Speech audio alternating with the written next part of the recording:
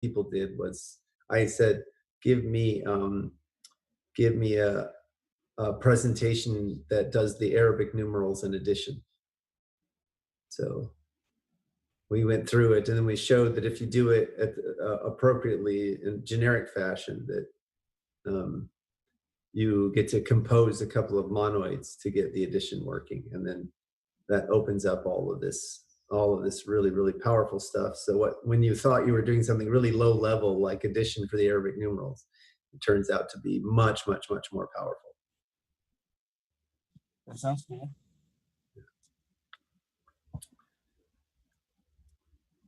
In the meantime, we're having lots of good fun talking about block rewards, issuance, and Yeah, I bet. and stake weight. I actually have recently kind of like pivoted my main research effort from distributed systems to like these types of questions, and it's definitely not easy, but I'm excited about it, and I have a really simple example game that I think, like, if people can't agree on the penalties for that game, then they shouldn't try to agree on the rewards and penalties for the blockchain yet. Oh, awesome. Well, we really want to talk about it because it really looks like there are a lot of ways to game an issuance-based rewards if you in proof of stake, right? Yeah, in my opinion, issuance should either be fixed or non-existent. Okay. Because then we get, or well, basically because I want to maximize the security per dollar spent on mining or like validation. So there's a kind of like, I want to be able to do that at every price. And so if I could do it if maximizing security at like for some generic variable return can be done, so like kind of a variable constant return, then like I think like that's kind of how we should think about it and do it, as opposed to assuming that the return can be variable and just have the penalties be variable. I mean, I think the issue here though is that without some objective measure of block utility, what we end up with is that the validators can game the system because they just make garbage blocks. So imagine that there's no issuance at all and there's just transaction fees, then you don't have this problem. Well, of course, yeah. What we're trying to see is whether or not issuance makes sense at all. Yeah. So there are ways to kind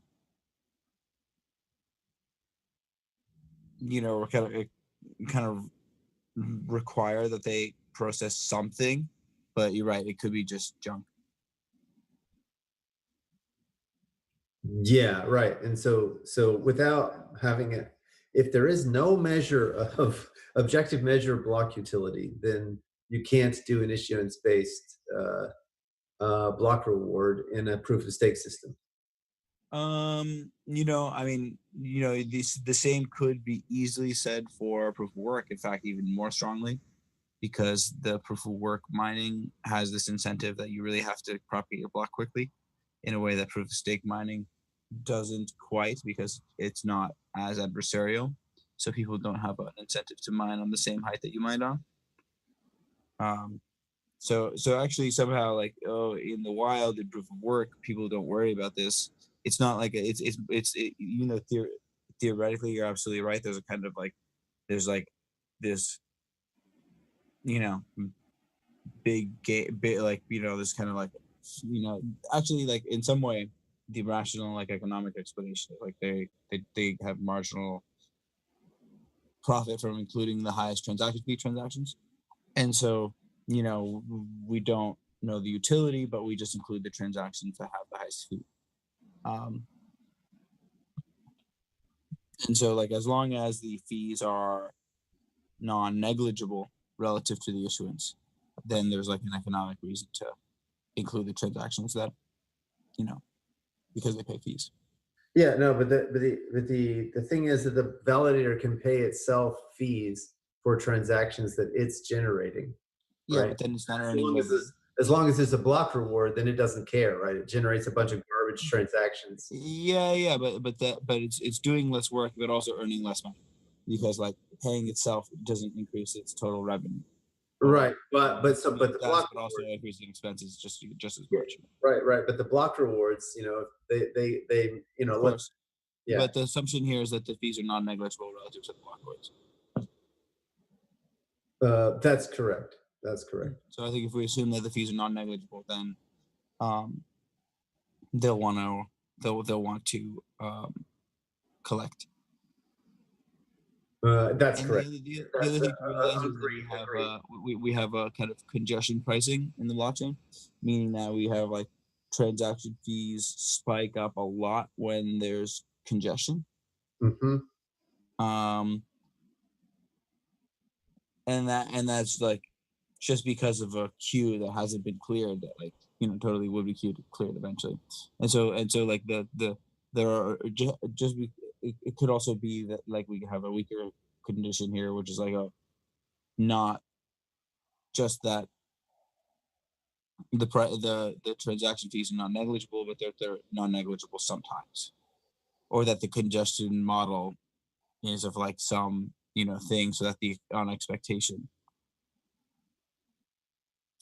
the or actually maybe this is a model that actually just says that like, oh look, they're going to create congestion in order to get people to pay higher fees, Mm. which is kind of like I think actually like a relatively super realistic model that I'm relatively concerned about. Mm. Because miners can basically extract rents because the market is sorry, the demand is inelastic. People will keep buying, keep paying for gas no matter like what it costs, really, up to like some factor. Um, and so like there is this like relatively rational strategy to get people to bid for higher gas prices.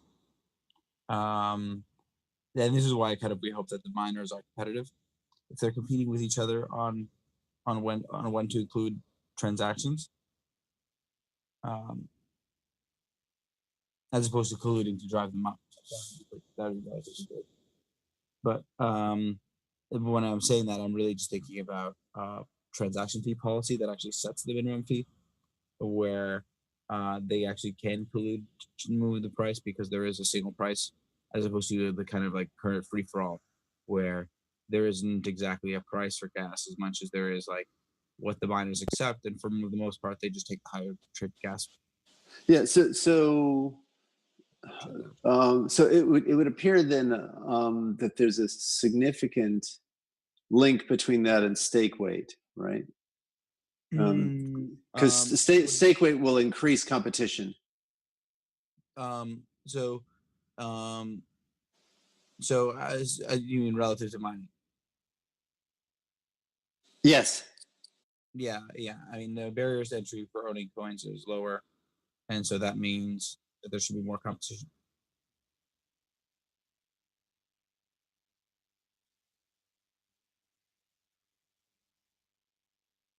Do you have any? Anything written up here? Not really. I mean, I don't know. There's like this like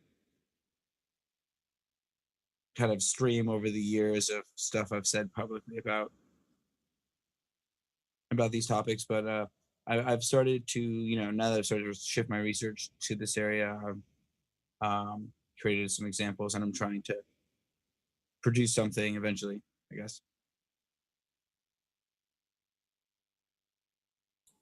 So Vlad, I heard from Nate that you were working on this end party, I guess, censorship game. I don't know what you want to call it, but Yeah, do, sure. do you want to explain that a bit? I heard a bit from Nate, but I just want to make Sure. sure it hasn't been But- updated or anything. But I would love to start at even simpler, which is I call it the AND game. I used to have the OR game, but I prefer the AND game. So Alice and Bob are each at an input of an AND gate, and the incentive mechanism is at the output, and it has to like reward and penalize Alice and Bob for producing bits on the AND gate, and is trying to incentivize them to produce each produce one, so that the AND gate will output one. Because in all other cases, the AND gate. So the AND gate doesn't actually have like really great information about what the players are doing, because if at least one of them outputs 0, then it knows that at least one of them outputs 0, but doesn't know which one, right?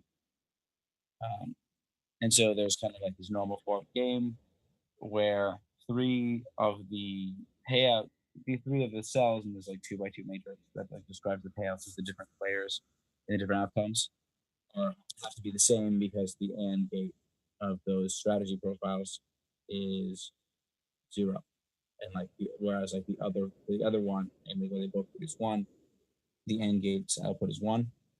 And so we have this kind of like a relatively minimal game with the imperfect information that's like kind of characteristic of distributed systems, where like you don't know whether the sender or the receiver failed.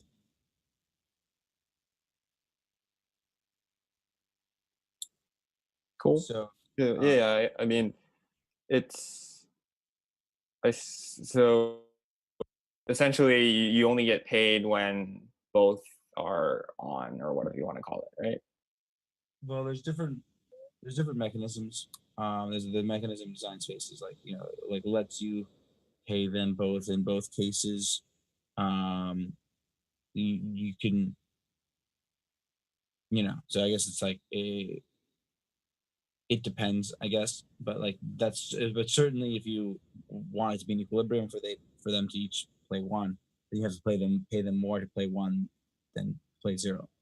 So like the payouts when the AND gate returns 0 have to be less than the payouts for when the AND gate returns 1 for both players. And that's that's the equilibrium condition. And so this is kind of like the first game. And then the second game is like, oh, this game, but now Alice and Bob have to decide to play, and they place a deposit. So like Alice has deposit like GA, and Bob has deposit DB, and then they try to they basically are gonna split the reward in proportion to their deposits. Is like one kind of simple setup, and are penalized in proportion to their deposits. And this time, and now it's kind of like one of these open market games where people can decide to show up, and the kind of background rate of interest, or the alternative, like the opportunity cost that like Alice and Bob have, is going to play into like how much of a deposit they're actually in place.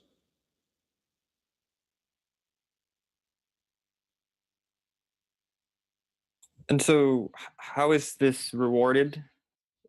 I mean, so like let's take a really simple example first, and like just say that there's like a fixed reward that everyone gets for playing, and if the AND gate returns 0, then like people also get a penalty. Both sides, like everyone. Yeah. Or Okay. yeah, they both get penalized, because the incentive mechanism can't really tell who did it. Is that the idea, right? Yeah, that makes sense. So I mean, I think in like an open ecosystem, like it should be pretty straightforward to get people to come and say to input 1 into these AND gates. In the sense that like we could create penalties for when they return 0, and the kind of question, with respect to the open market game is how many deposits will show up. Like, what is going to be DA plus DB? This is related to the prisoner's dilemma, isn't it? Right. This is a. I mean, it's a game that I'm expressing in the same form, in the same kind of theory, but I can't actually express a physics in the game with a mechanism on the other side of an AND gate. Okay. I mean, if they both defect versus they both, commit. So in this case, the Nash equilibrium from them both to play one is the highest has the maximum social utility, right? Yeah. Whereas like in Prisoner's Dilemma, then like the Nash equilibrium is this worst case outcome. Okay. All right. So in the example you just gave, I mean, trivially, you would get as many players as long as the reward is positive, right? No, Or larger than all their deposits. no, it has to do with no. So like they have like a certain rate of return that they need to make to justify putting their deposits down. And there's like kind of in a simple model, there's like an equilibrium rate of return, and like people will show up just so that they are earning the equilibrium rate of return. So like with a fixed deposit, if the equilibrium rate of return is like 10%, sorry, I meant with a fixed return. If the equilibrium rate of return is like 10%, then maybe you'll place a deposit of 10 times the return to earn that return.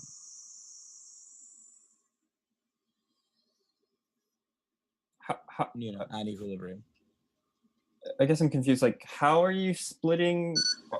Are you saying that you're giving a fixed block reward, and then as more players come in, they take a portion of that? Like you're splitting that reward across all validators? Is that why? And so that's kind of the model, but like right now we're in this like simpler example where we just have this AND game.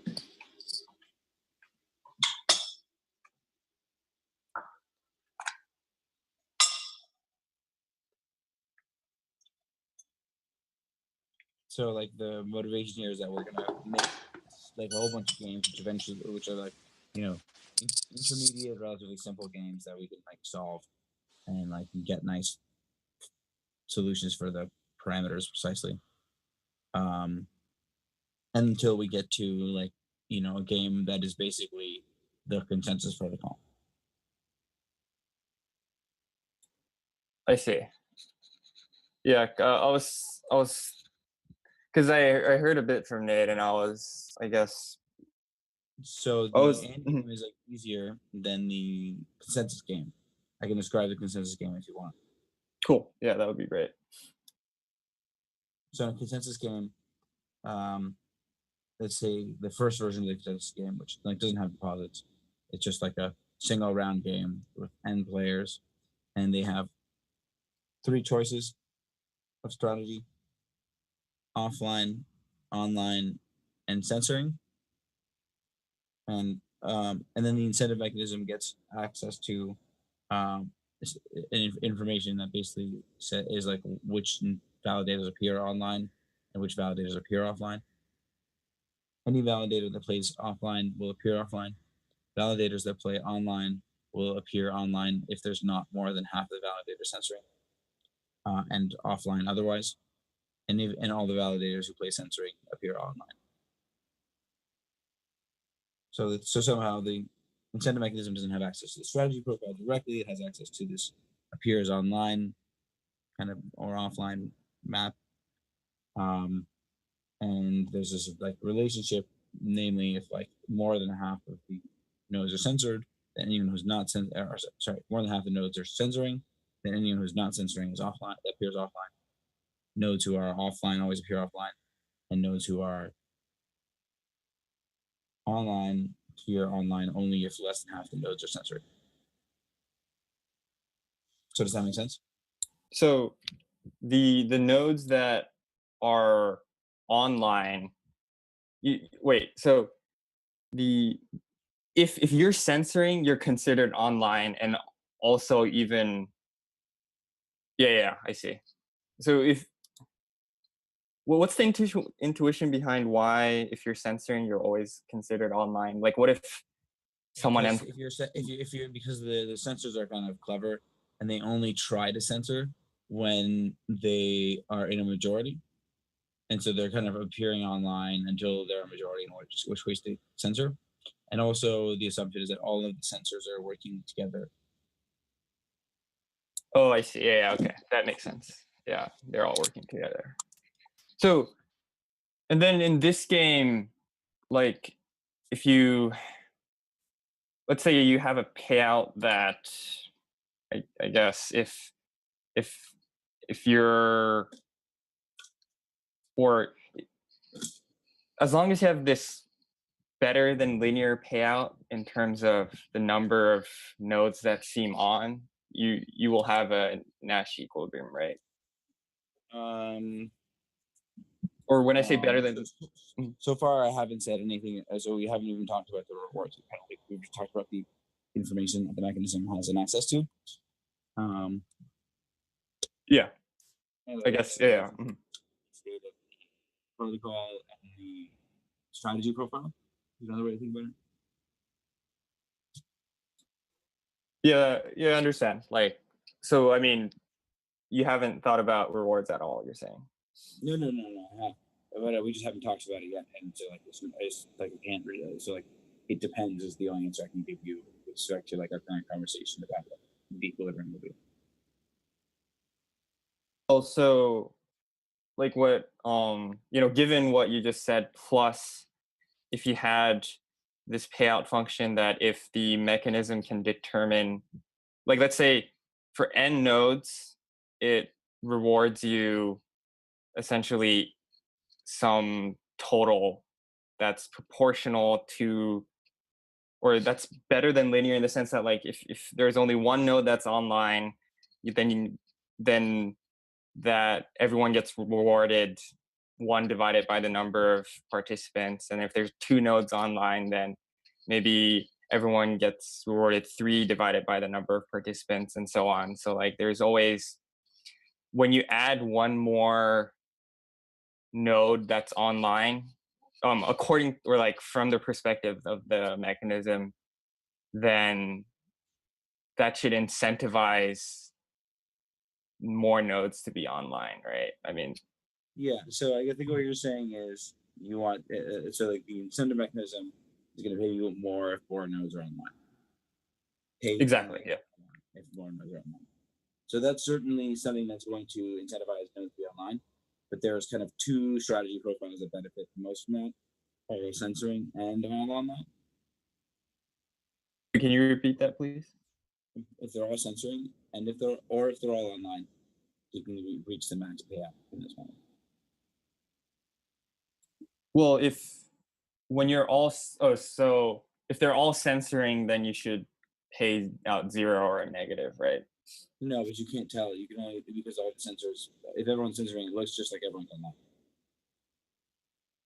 Like, oh yeah, I forgot about that. That's true. That makes sense.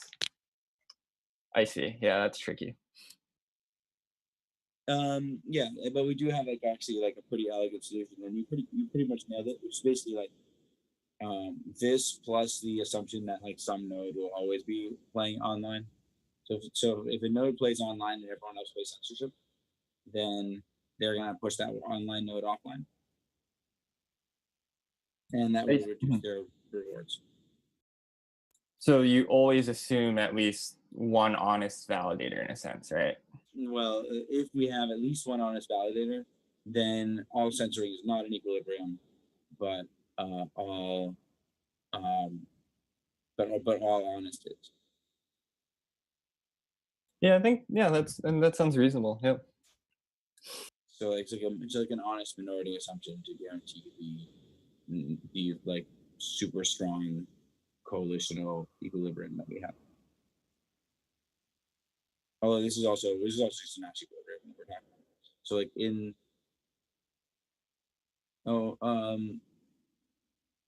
yeah, so but I guess actually it's coalitional. So I was thinking that like a single deviation would it be profitable? Would it be profitable from the, imagine we have one online node who's guaranteed to be online, and then everyone else is being censoring. It really the only way for them to increase their profitability is for all of them to switch to being online. That's like that is a close. Or for the one online node, so censoring, which is like kind of you said wasn't a lot.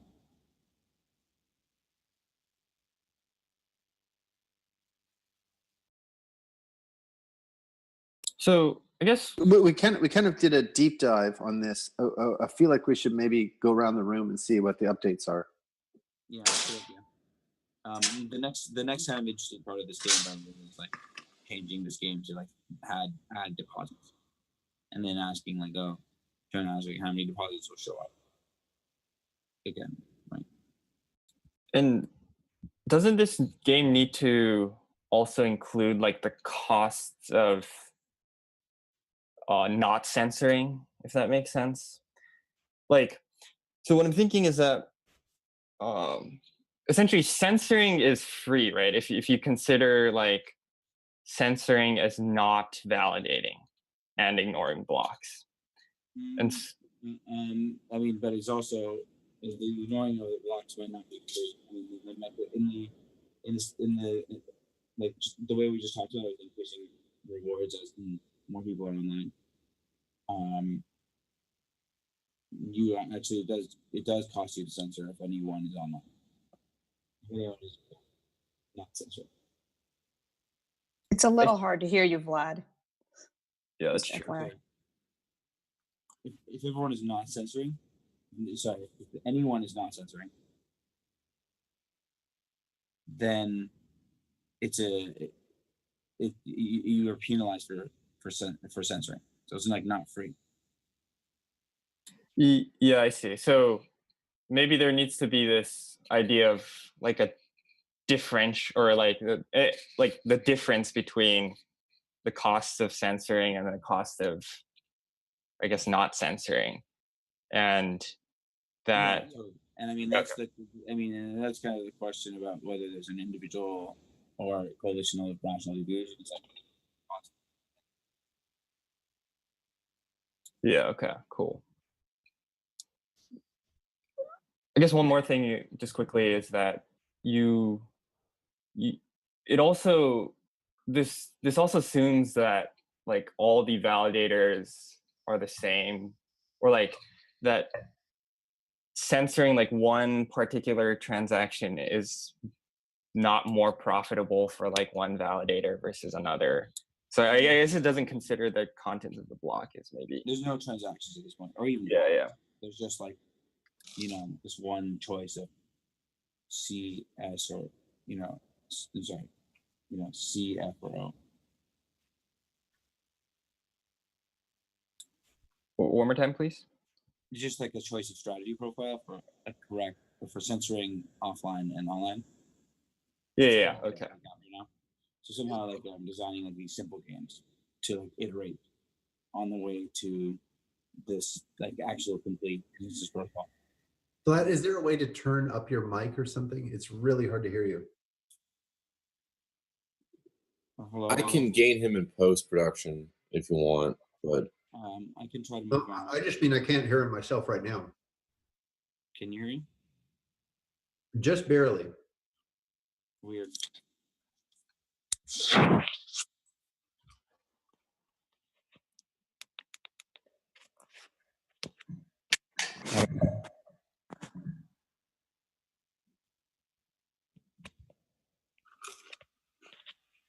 Do you hear me now?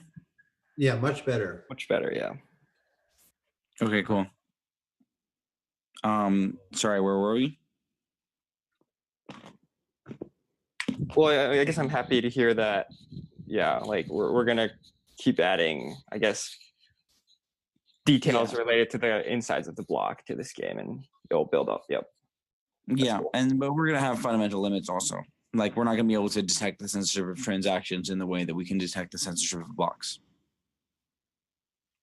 We can't detect the censorship, right? Of blocks Of either. transactions we can. No, of blocks we can.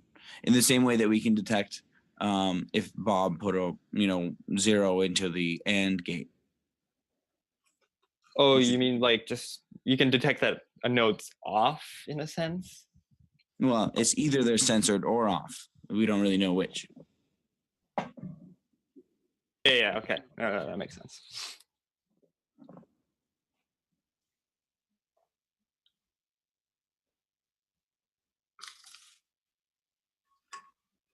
Sorry, yeah. So that's kind of the I guess that's like the more or less like I'm happy to wrap up on the cryptoeconomic stuff. I guess like let me just give a high level view of like the methodology that I kind of see.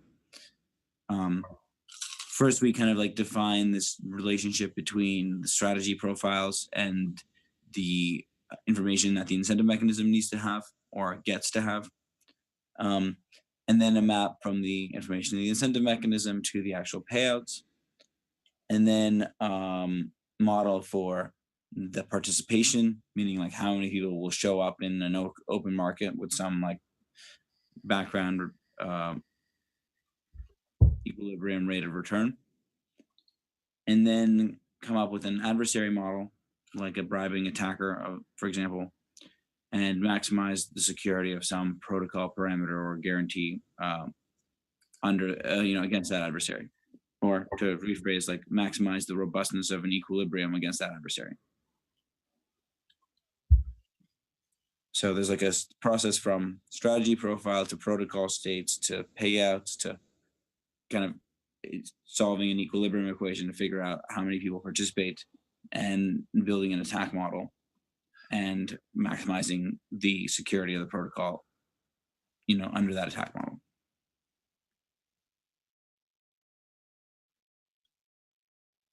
When you say maximizing the security, do you like in some sense I see it as like incentivizing the processing of, I guess, useful in quotes transactions? Is that the idea? No, it's much more stuff like not censoring blocks, because like I don't really have there's fundamental limits to the information that the incentive mechanism has, and at the moment, like all I know that it knows about is like the validators and the blocks. Basically, the incentive mechanism itself is going to be a smart contract in the blockchain, right? And so it doesn't have access to the mempool, except for through the blocks that actually get in. And so I don't actually think that we'll be able to detect censorship of transactions. But mostly I worry about the cost of censorship. So even if this game is solved, we still run the risk of having like empty blocks, you're saying? So if there's not a minority of valid, so basically the idea is that like what we're relying on in this model is like some minority of validators who will include transactions and not censor them. And if there is such a minority, then they'll have to be censored, and censorship is expensive. And so like the equilibrium will be not have censorship as long as there's a minority who doesn't censor.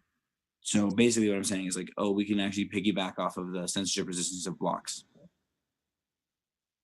I see, but you'll still have garbage or empty blocks for the nodes that are censoring anyways. And there's completely unclear. I mean, in my opinion, like we should live in a fees only world, and like the whole reason why these people have showed up and bonded is because they want to earn these fees. So like I don't think that, I personally think that like they are gonna take every last penny off the table. Now, if someone pays them more than the fees to make empty blocks, then I think that makes sense. I see, cool. So we have an interesting situation where there's a growing, well, there's at least two people on the team here in Archain who do not believe in stake weighted at the level of individual validators in a shard, but rather prefer difference in stake across different shards. I don't understand exactly what the difference in stake across shards means. So imagine that shards are like poker games, and there's different antes to participate in different shards. So to participate in this super high performance shard, the ante is $1 million. Whereas to participate in this sort of highly secure but much slower shard, the ante is $1,500. Okay, sure, but is there any bound on the number of players? There's no bound on the number of players per shard. Okay, well, have you guys thought about maybe you have a Sybil attack problem, and then you can't actually stop them from showing up as many players? Yeah, we've certainly thought about that. So you remember Nash's proposal there, right? Nash's proposal is to have fees for validators. Right, which is a like a, you know, semi-reasonable, but the problem with that is that creates a centralization incentive where you know, you just have like pools being favored by the fact of saving on this fee. Yeah. So like and just as a general rule, we want to minimize barriers to entry and also minimize incentives to centralize, and this is like both. Yeah, agreed. Like free and easy trade-off. Yeah. But like here's like another reason why I think stake weighting makes more sense. Is like, okay, not only can we not stop it, and if we can, then it's like at a significant cost, but actually, it's actually super beneficial in terms of the performance of the protocol. In terms of the overhead and latency to finality, actually whales are much preferable over termites. Okay, so let's go through those mechanics in a little bit more detail. Specifically, where do we apply the weights of the stakes? Yeah. And how does that application result in the kinds of features that you're claiming? Right. So there's kind of like, let me first give you like a principle, which that like I would apply like, which is that you firstly you can't stop civil attacks in Of the sense course. of splitting up nodes, Yeah, and of course. and therefore, we want people to so this is so you know, but we actually have savings from message aggregation. So imagine if like a validator were to produce 20 validators and they were all going to do exactly the same work from the same point on the network. Like that would be actually considerably more overhead for very little utility than if we just had one message for like each 20. So there's like this like savings in terms of overhead. And that also translates in terms of savings in terms of latency if you're trying to say have fixed overhead. Savings for the validators, savings for attackers, savings for whom?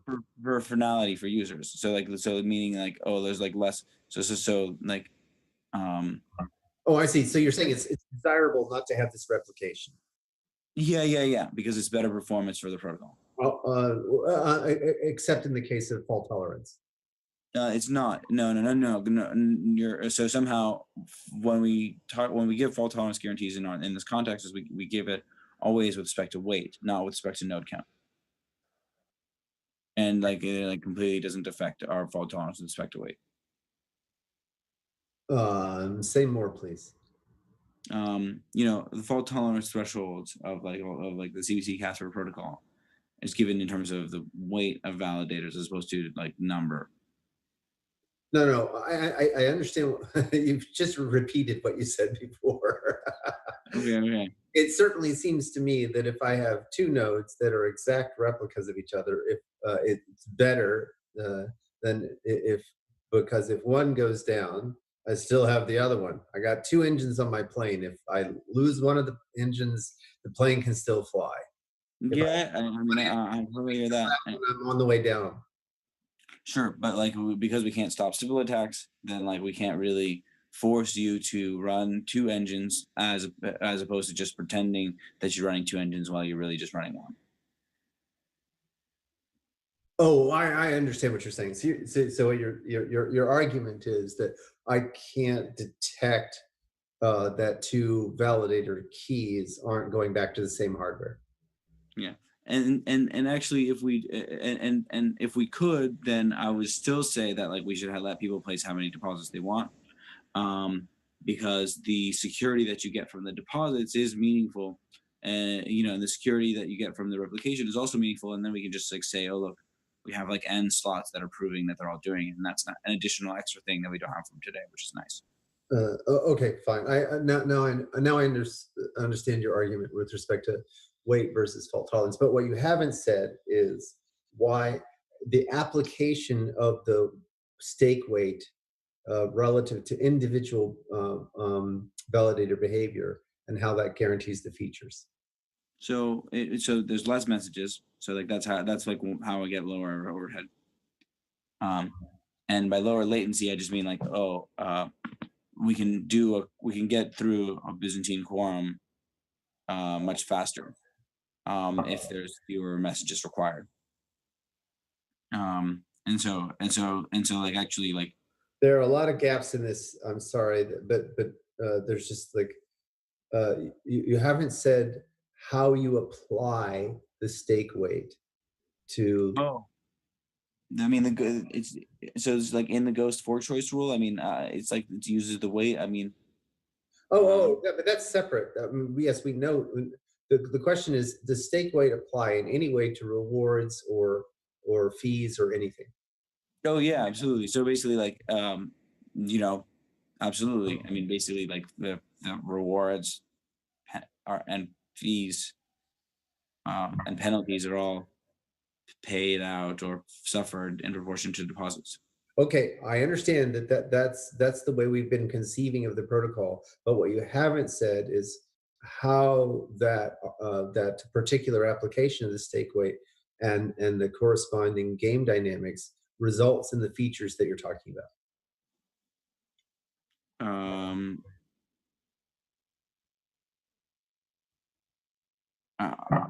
I don't see how I haven't.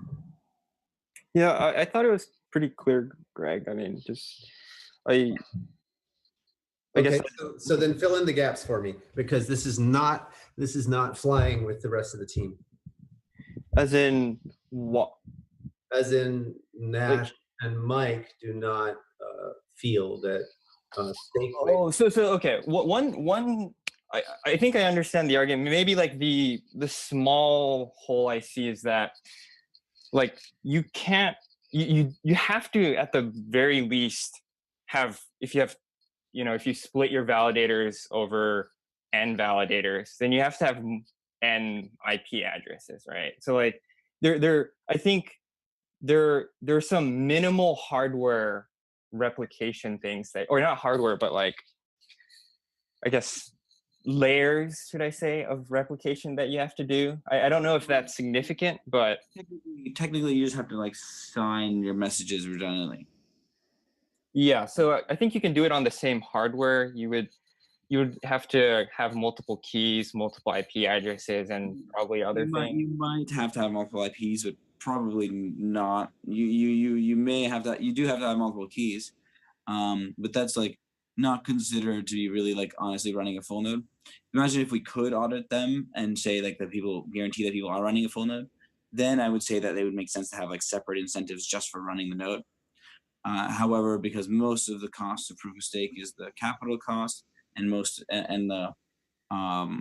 because we can't really tell if people are like actually running nodes, we kind of have to compensate them based on the capital cost. So again, I'm not hearing the argument here. Let's go. Pretend I'm a complete idiot, which is not too far from the case. So do you agree that there's fewer messages if we have like weighted validators? Again, I'm not arguing about ghost rule. I'm arguing about rewards. Oh, do you agree that we? So here's an alternate proposal, right? Right. Split the rewards evenly. Oh, I mean that's just completely insane, right? Because like. Okay, great. So explain why that's completely insane. Well, firstly, how many nodes are there going to be? How many slots are there going to be? Doesn't matter. Oh, it kind of does, because if there's free entry versus if there's not, it's a difference. Is there a minimum deposit amount? Like what? Tell me this. So let's say that there's a minimum stake, and Okay, then everyone will just place the minimum stake, and then they will just have like everyone splitting up their wealth into like lots of minimum stake. I agree that there's no competition dynamics in that way. It's not that there's no competition. It's just that people are hiding like you've created a huge excess number of validator slots that are just not corresponding to extra computers, but that are just like a whale pretending to be lots of nodes. I understand, and so Nash's response is this fee structure, and your argument is that that tends towards centralization. No, that's just going to create a new optimal size. It's going to be like the minimum deposit plus some amount, and there's going to be like. I agree. Okay, good. So it doesn't actually flush out the ant army. No, it just means that you like the effective minimum size, like the optimal size, is going to be higher. Yeah, I agree with that. So basically, and then here's kind of the thing that is kind of more like I would say, I don't know if pernicious is the word, I don't know, like somehow like could lead to bad consequences down the line, is that this obfuscates the fact that we're actually sampling from a weighted distribution when we're sampling validators. It seems like you're sampling from a uniform distribution, and it kind of like, maybe will look much less centralized than it is from the point of view of the validator weights. Yeah, I agree. So, but then the argument is that you then have market differentiation because you have different shards with different minimum entry points.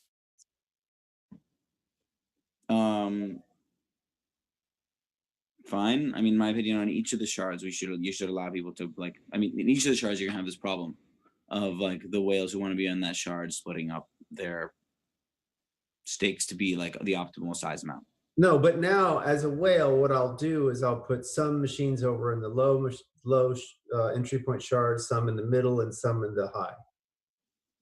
Yeah, you might. It depends on what your like strategy is. But that's where the competition moves across shards instead of within a single shard. Okay, but that's not like a win. Like that's something that like we have in on both models.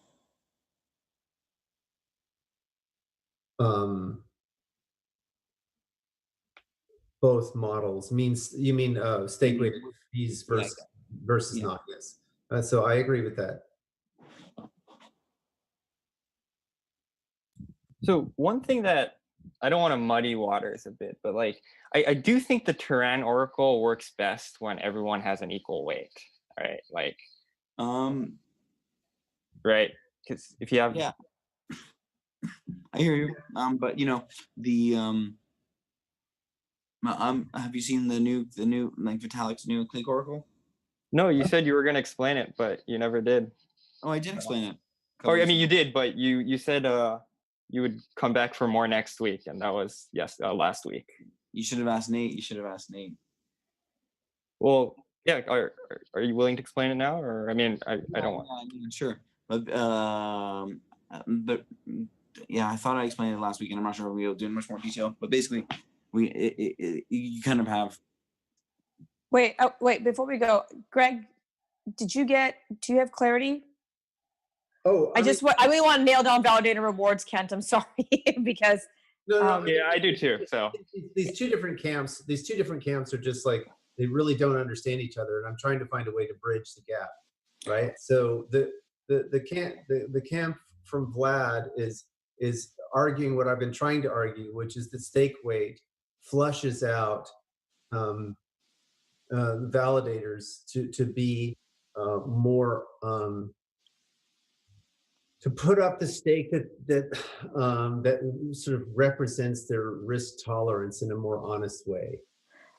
That's effectively what's going on, right? So validators who have the capacity to put up more stake will put up more stake.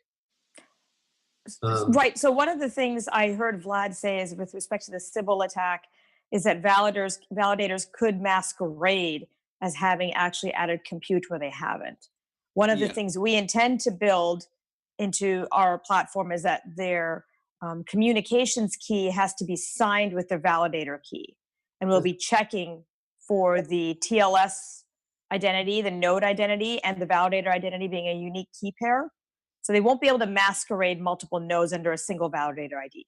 That doesn't mean that they won't set up multiple servers. Right.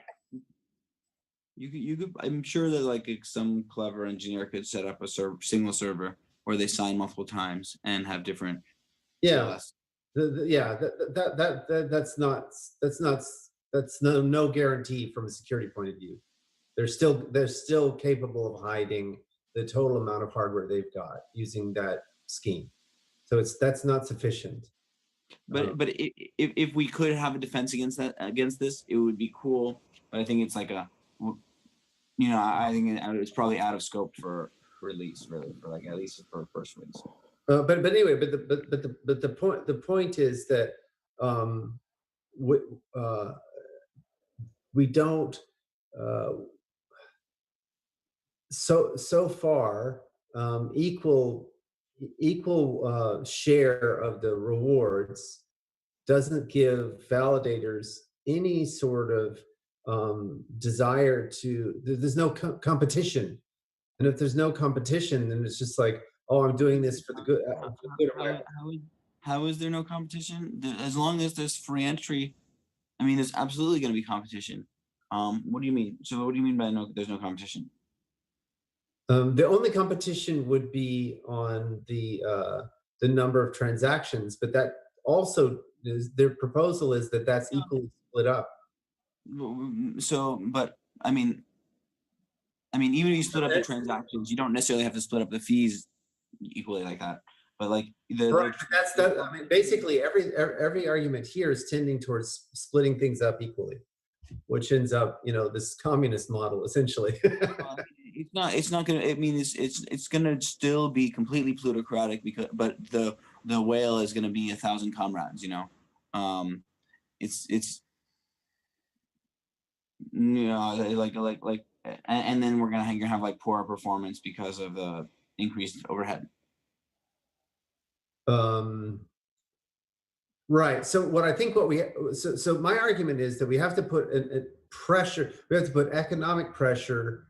So anyone who's smart is still going to have multiple machines. They're gonna, because otherwise they run the risk of losing all their stake in one go. So they're going to smear out their risk across multiple different nodes. And then a super duper Hive stake node is more likely to be secure. No, it isn't, because it turns out that the other validators could potentially collude to make it look as if this one is equivocating or something else.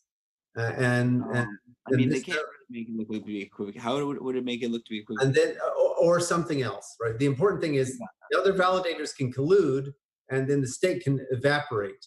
So it's about risk. It's not about actually what would happen. It's about spreading your risk, right? People are known to spread risk. So they will spread their risk. They absolutely will spread their risk, right? It's much, it's to their advantage to not have all their eggs in one basket.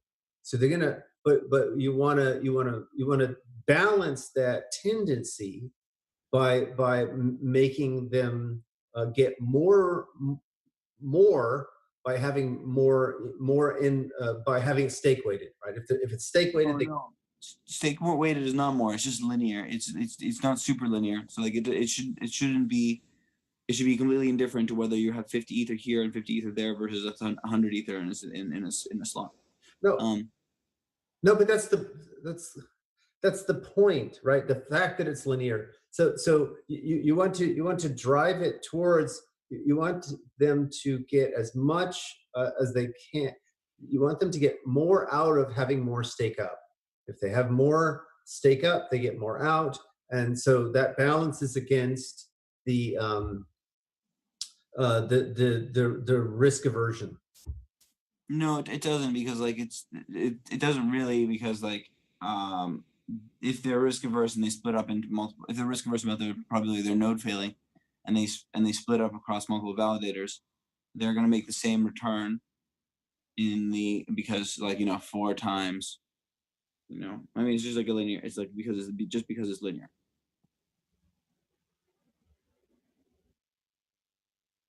Then there's no incentive. Yeah, so this is the model here is like, so like in this, if you pay them just perfectly proportionally to their deposits, then there isn't an incentive to keep your node in single one or to split them up, right? If you pay them super linearly, then there's a centralizing incentive. If you pay them sublinearly, then there's like an ideal node size.